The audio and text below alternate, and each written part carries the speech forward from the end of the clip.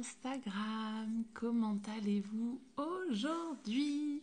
Bienvenue à mon 192e jour d'interview de femmes merveilleuses, 192 live sur les 365 jours d'interview que je me suis proposé de faire il y a 6 mois en arrière. Hélène Fourcade en life coach et spécialiste en résilience. Je donnais quelques instants à Instagram de vous prévenir que je suis en live. Coucou Eva, coucou Diam. Et puis, du coup, je vais lancer l'invitation. Eva, qui est mon invitée du jour. Voilà Eva, je pense tu vas recevoir l'invitation. Voilà. Comment vas-tu? Ça va. Tu m'entends bien? Oui, je t'entends bien, ouais. Yes, nickel. Bienvenue. Merci. Bienvenue à mon live du jour. Je suis très heureuse de t'accueillir. Moi aussi. Moi aussi, je suis en joie. Je vais rappeler un petit peu comment ça va se dérouler. Donc, on va partir sur 20 minutes ensemble. 20 minutes durant lesquelles on va parler de toi, de qui tu es, de qu'est-ce que tu fais et de comment est-ce que tu en es arrivé à faire ça aujourd'hui. Ok. Voilà. Est-ce que le programme t'appelle? Ah ben oui, allons-y. Yes. Allons-y. Je rappelle également qu'avec Eva, on ne se connaît pas. C'est vraiment la première fois qu'on échange de vive voix, en tout cas en visu. On a échangé quelques messages en off, mais c'est tout. Donc, je vais te découvrir en direct avec toutes les personnes qui seront connectées avec nous ou en replay. Voilà. Ok.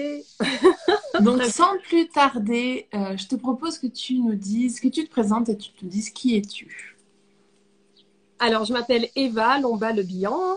Ouais. Je suis neuropsychologue. Je suis praticienne en EMDR, qui est une thérapie qui est validée scientifiquement et recommandée par l'OMS, la Haute Autorité de Santé, validée par plein de recherches scientifiques pour traiter les états de stress post-traumatique. Voilà.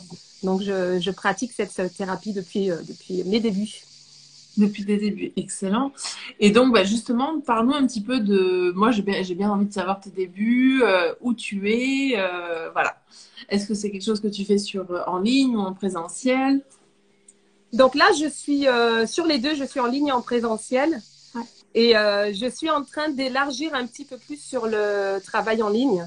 Ouais. Voilà, pour toucher un public peut-être un petit peu différent. Et puis, je me lance dans la formation aussi. Formation de coach et de thérapeute. Excellent. Ouais. Et dis-nous un petit peu peut-être la définition. Alors, parce que du coup, j'ai squeezé la définition de l'EMDR parce que avec grand je plaisir. connais, mais du coup... J'ai tellement envie de partager ça parce que, en fait, il n'y a pas beaucoup de personnes qui connaissent. Même chez les professionnels de la santé, il y en a plein qui ne connaissent pas l'existence de l'EMDR. Alors, c'est une pratique qui date, les prémices, vraiment les débuts de la découverte de l'EMDR, ça date de 1985 à peu près. Okay.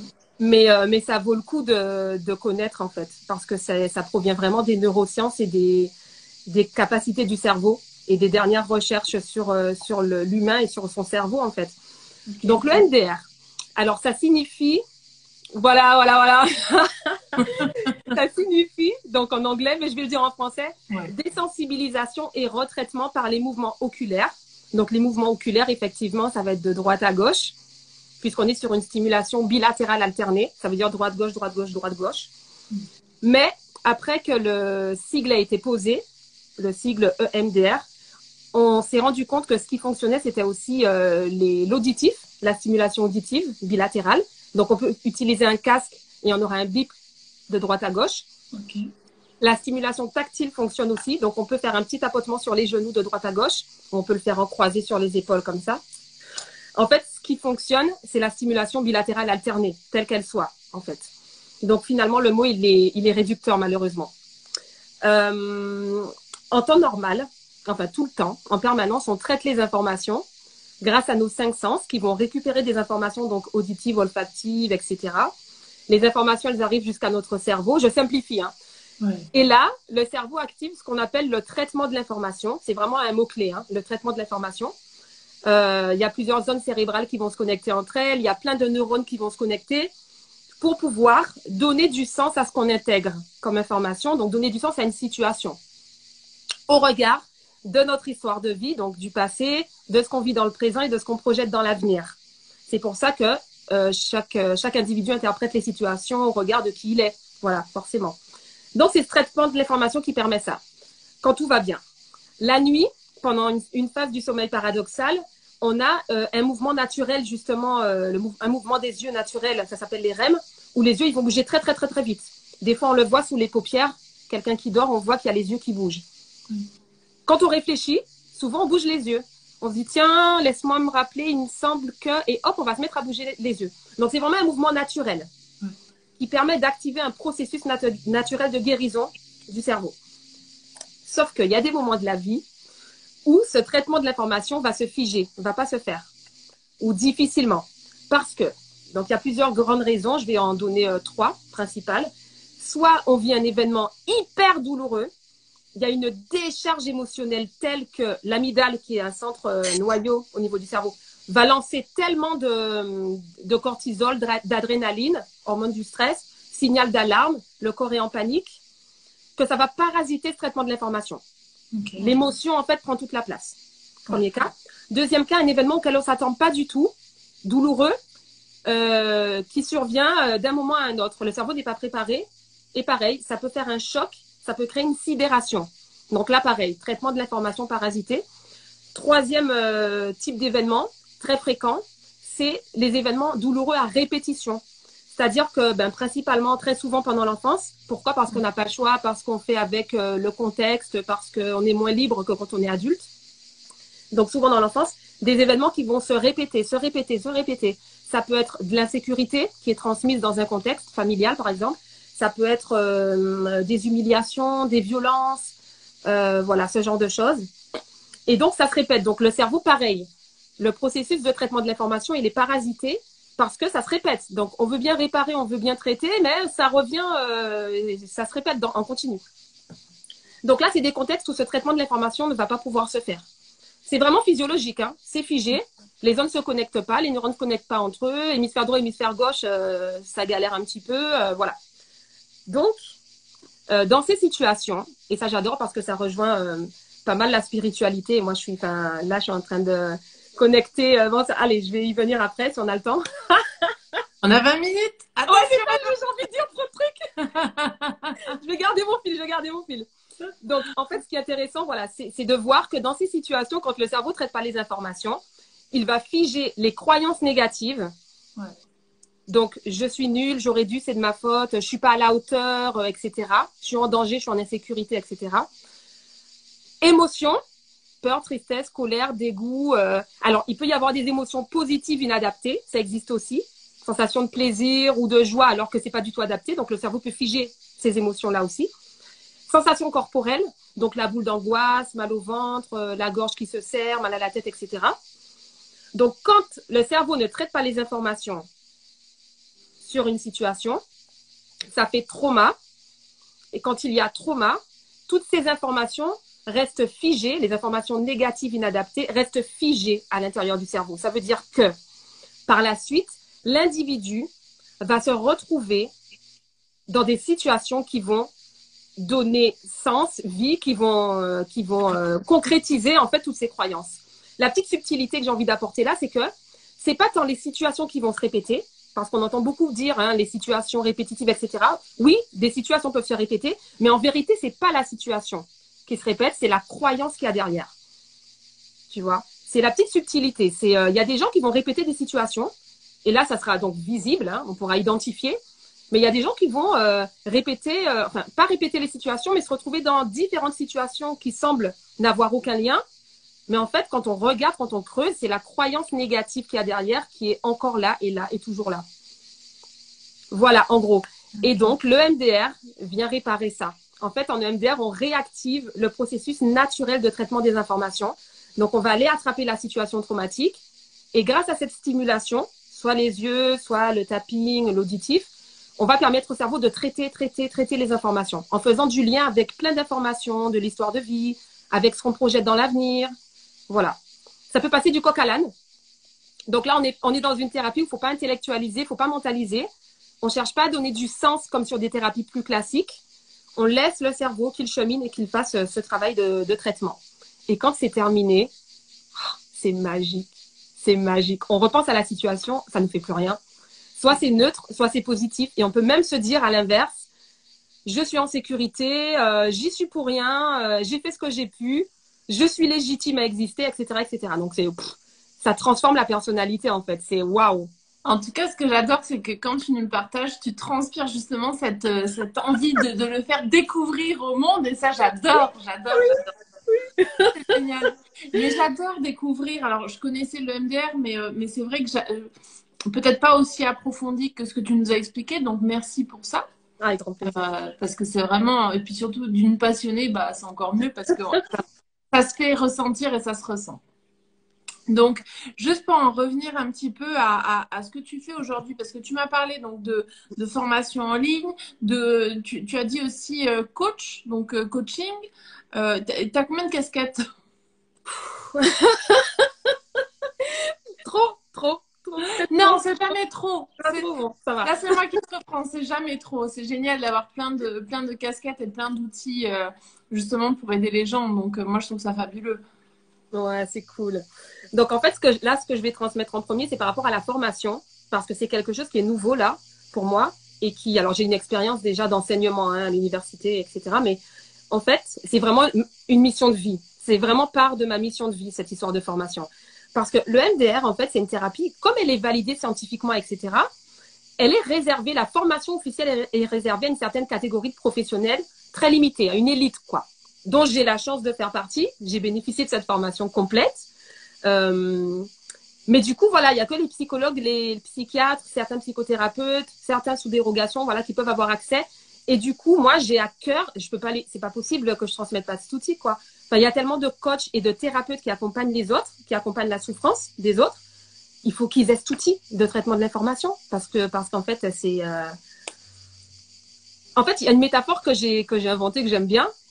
Ça sert à rien d'appuyer sur l'accélérateur si le frein à main est enclenché. Tu vois l'image? C'est-à-dire que tu appuies sur l'accélérateur, tu entends du bruit, tu as l'impression que ça avance, mais il ne se passe rien en fait, c'est bloqué. Donc il faut déjà baisser les limitations, il faut traiter les traumatismes avant d'apporter au client de la motivation, du boost, on y va. Tu vois, donc moi je trouve que le traitement de l'information, il faut absolument avoir ça dans son outillage. Donc j'ai créé justement un protocole simplifié. On ne part pas sur une thérapie, mais on part sur l'outil de traitement des traumatismes en fait.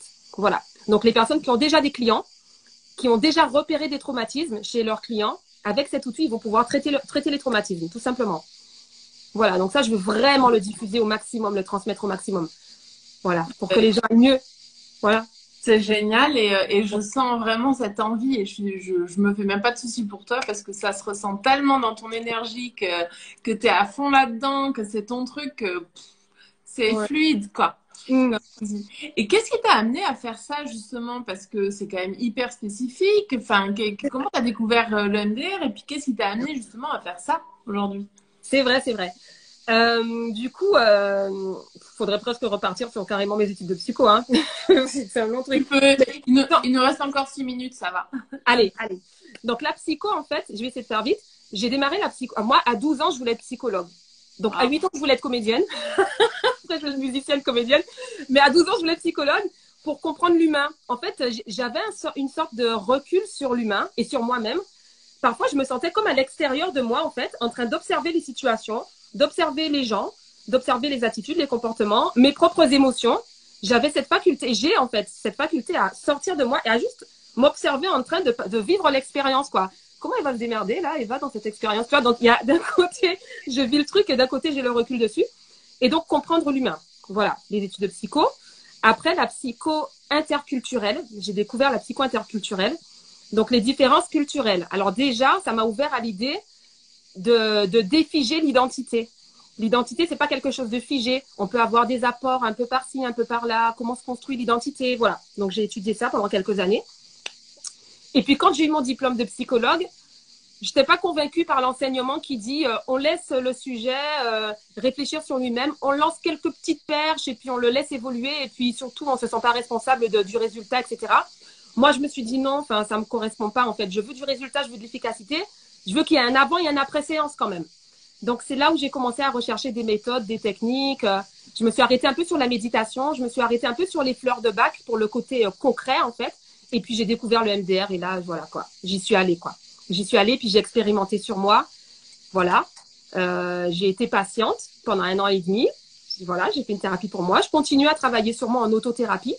C'est un truc que j'ai envie de transmettre aussi, l'autothérapie. Encore une casquette. J'ai vraiment envie de transmettre ça, que les gens apprennent à travailler sur eux, en fait. Se traiter eux-mêmes. Bon. Et voilà, en recherchant du concret, du cérébral. Excellent. Ouais, c'est toujours intéressant de voir d'où ça nous vient, hein, ces passions. Tu parlais de cette observation que tu avais sur les autres et probablement que tu as dû vivre des épisodes qui t'ont amené justement à être observatrice des situations et à développer justement cette capacité de pouvoir observer les autres et créer des chemins neuronaux finalement entre eux et faire des rapprochements Ouais. rapide, donc c'est hyper intéressant. Ok, cool. Bah, déjà, merci. Merci de ce partage. C'est hyper inspirant et tu pourras venir mettre justement en commentaire sous la vidéo tes coordonnées. Ok. Parce que comme je sais, je me doute que tu n'as pas tout dit, parce qu'on avait un timing serré. S'il y a d'autres personnes qui veulent te connaître, en savoir plus sur qui tu es, qu'est-ce que tu fais, ils pourront venir connecter avec toi rapidement. Donc ça, c'est la Ok. première chose. Et puis alors, la dernière question avant de se quitter, c'est une question de partage. Serais-tu d'accord de nous partager 3 personnes que tu pourras venir taguer en commentaire, qui t'ont inspiré ou qui t'inspirent encore, justement à devenir la femme que tu es aujourd'hui et à avoir suivi ce cheminement. Alors ça peut être des livres, des auteurs ou des formateurs ou juste des confrères, peu importe. Toujours est-il que ça reste un petit peu dans le domaine du développement personnel pour faire connaître et inspirer d'autres personnes. Voilà. Ok. La première personne, alors, ouais, je vais essayer de faire dans l'ordre chronologique. En fait, c'est le bouquin Le hasard n'existe pas. Il s'appelle Schmid, l'auteur. Ok. Oh là là, c'est le premier contact avec mes pensées, en fait, écrites sur un bouquin. J'étais adolescente quand je l'ai lu. Ouais. Et quand j'ai lu ce bouquin, je crois que c'était le premier bouquin inspirant que j'ai pu lire. Et je me suis dit, waouh, en fait, ce que je ressens, c'est légitime. Il y a quelqu'un qui a écrit là-dessus, quoi.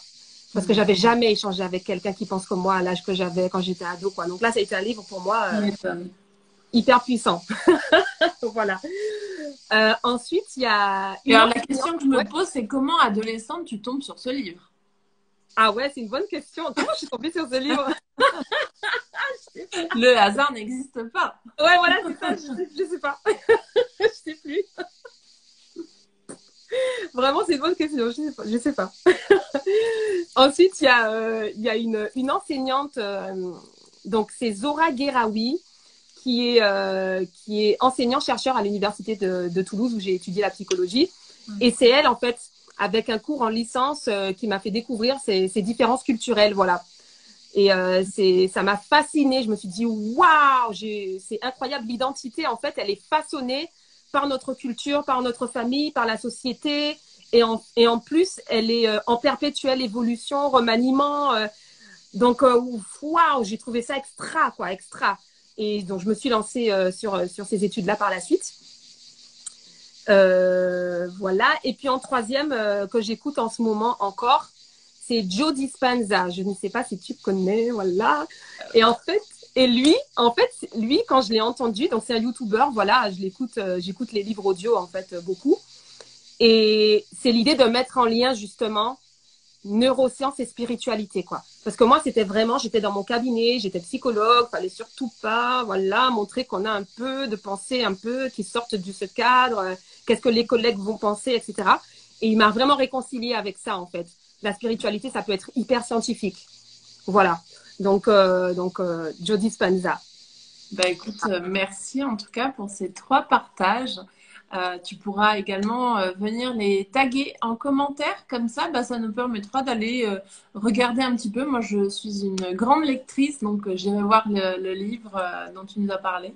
Et voilà, et de Benza aussi, qui est un auteur, hein, donc en Oui. de Conférencier, chercheur, ouais. Merci beaucoup Eva pour ton temps. On est arrivé à la fin, c'est passé hyper vite hein, comme d'hab. Merci à toi, merci à toi.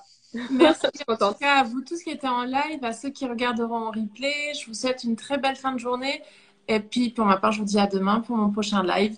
Et je rappelle que si vous connaissez des gens qui souhaitent venir, enfin des femmes ou des hommes qui souhaitent venir en live avec moi, faites passer le message, envoyez-les-moi. J'ai encore presque 6 mois à remplir, donc c'est pas de refus, un peu d'aide. Voilà. Je vous embrasse très fort et je vous dis à demain pour ma part. Ciao. Ciao!